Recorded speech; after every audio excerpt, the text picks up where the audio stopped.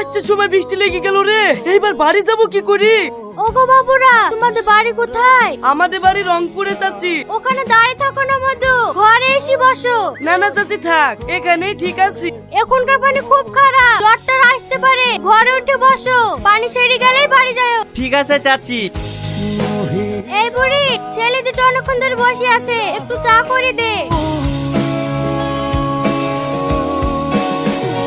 এই শফিক, ওইভাবে কি দেখছিস? মেয়েটা কি দারুণ দেখতে রে। এই ওইদিকে নজর দিস কেন? এরা ভালো বলে ঘরে বসতে দিল, এক্ষুনি জানতে পারলে না অপমান করে ঘর থেকে নামিয়ে দেবে। সত্যি বলছি ভাই, এই মেয়েটা যদি আমার জীবন সঙ্গী হতুক না, তাহলে আর আমি জীবনে কিচ্ছু চাতুক না। তুই আমাকে খাতা পেন্না দে তো। এই তুই আর কি করছিস রে? ওয়াতি বুঝবি নি, চ।